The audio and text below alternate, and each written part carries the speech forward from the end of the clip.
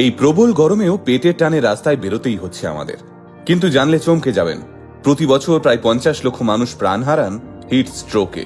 আমাদের শরীর যখন আচমকা তাপমাত্রার পরিবর্তন সহ্য করতে পারে না, তখনই ঘটে এমনটা। আর তাই এই গরমে যারা রোদের মধ্যে দাঁড়িয়ে কাজ করছেন, বাস, রিক্সা, বাইক কিংবা অটো চালাচ্ছেন, তাদের এই হিটস্ট্রোক বা সানস্ট্রোক হওয়ার সম্ভাবনা সবচেয়ে বেশি। আর একবার যদি কেউ সানস্ট্রোকে আক্রান্ত হয়, তার তৎক্ষণাৎ সঠিক চিকিৎসা না হলেই মৃত্যু কিংবা পঙ্গুত্বের মতো ভয়ঙ্কর পরিণতি হতে পারে। তাই এই গরমে যাদের বাইরে কাজ করতে হয়, বাড়ির সেই সব বাবা, কাকা, দাদা এবং মা বোনেদের জন্য আমাদের বিশেষ নিবেদন, কিভাবে বাঁচবেন সানস্ট্রোকের হাত থেকে। প্রথমেই যেটা বুঝতে হবে সেটা হলো সানস্ট্রোকের লক্ষণগুলো, যাতে আপনি আগাম সতর্ক হয়ে যেতে পারেন। 1. গরমে অনেকক্ষণ কাজ করতে করতে যদি বোঝেন ভিতর থেকে জ্বর আসছে বা শরীরের তাপমাত্রা আচমকা বেড়ে যাচ্ছে, তাহলে সতর্ক হয়ে যান। সঙ্গে সঙ্গে ঠান্ডা কোনো জায়গায় আশ্রয় নিন। 2. যদি দেখেন আচমকা ঘাম হওয়া বন্ধ হয়ে গেছে এবং শরীর ক্রমশ ঝিমিয়ে আসছে, শ্বাস প্রশ্বাস খুব দ্রুত নিচ্ছেন, সঙ্গে সঙ্গে একটা ঠান্ডা জায়গায় গিয়ে 2 মিনিট রেস্ট নিয়ে অনেকটা জল খান। 3. যদি আচমকা মাথা ব্যথা হতে শুরু করে এবং তার সঙ্গেই বমি পায় আর মাথা ঘোরাতে থাকে, তাহলে সঙ্গে সঙ্গে সতর্ক হন। এইবার আসি সানস্ট্রোক বা হিটস্ট্রোক এড়াতে আগেভাগেই কি কি সতর্কতা অবলম্বন করবেন সেই বিষয়। ভিডিওর এই জায়গাটা মন দিয়ে শুনবেন এবং আপনার বাড়ির লোকজনদেরও জানিয়ে রাখবেন। 1. দুপুর 11টা থেকে 4টের মধ্যে আপনাকে যদি বাইরে থাকতে হয়, তাহলে অবশ্যই সুতির হালকা পোশাক পরে বেরোন এবং তার সঙ্গে পা খোলা চটি পরার চেষ্টা করুন। 2. সারাদিন ধরে যতটা সম্ভব ঘন ঘন জল খান। কোনোভাবেই শরীরটাকে শুকিয়ে যেতে দেবেন না। পারলে ঘোল, আখের রস কিংবা ডাবের জল খান। যদি সম্ভব হয় ব্যাগে সবসময় একটা বোতলে ওআরএস গোলা জল কিংবা নুন চিনির জল রাখুন। 3.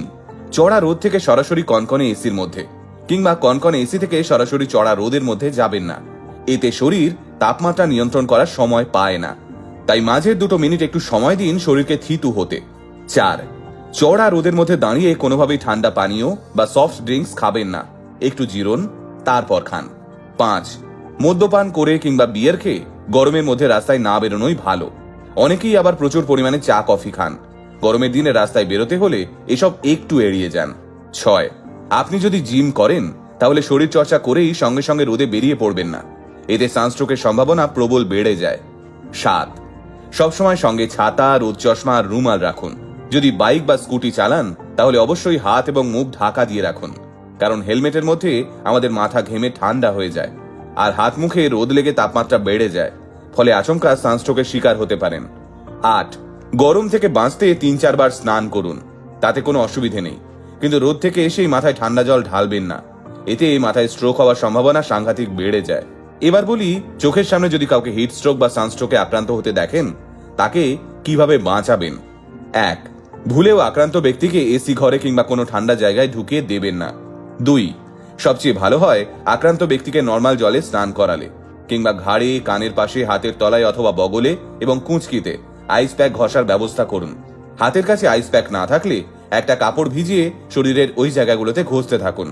3. ব্যক্তিটিকে ভালো করে শ্বাস প্রশ্বাস নিতে দেবেন, তাই অযথা আক্রান্ত মানুষটাকে ঘিরে দাঁড়িয়ে থাকবেন না। 4. সবসময় খেয়াল রাখবেন হিট স্ট্রোকে অজ্ঞান হওয়া মানুষটা ঠিকমতো শ্বাস প্রশ্বাস এবং নাড়ি চলছে কিনা। প্রয়োজন হলে কৃত্রিমভাবে শ্বাস এবং নাড়ি চলাচলের ব্যবস্থা করুন। 5. মানুষটা একটু সুস্থ হলে তাকে যতটা সম্ভব নুন চিনির জল অথবা ওআরএস গোলা জল খাওয়ান। 6. যদি দেখেন অবস্থা ভালো নয়, তাহলে অতি অবশ্যই কাছাকাছি হাসপাতালে খবর দিন। এবার সবশেষে 2টো কথা বলার। কাউকে রাস্তাঘাটে অসুস্থ হতে দেখলে এড়িয়ে যাবেন না। আজ আপনি এড়িয়ে গেলে কাল আপনার বাবা মাকে দেখেও কেউ হয়তো এড়িয়ে যাবে। আর দ্বিতীয়, যদি সুযোগ থাকে প্লিজ প্রচুর পরিমাণে গাছ লাগান এবং সরকারের ওপর চাপ সৃষ্টি করুন যাতে তারা গাছ না কাটে। ভালো থাকুন, সুস্থ থাকুন এবং আলটিমেট মোটিভেশনে থাকুন, কারণ আলটিমেট মোটিভেশন বাংলায় মোটিভেশন, বাঙালির মোটিভেশন।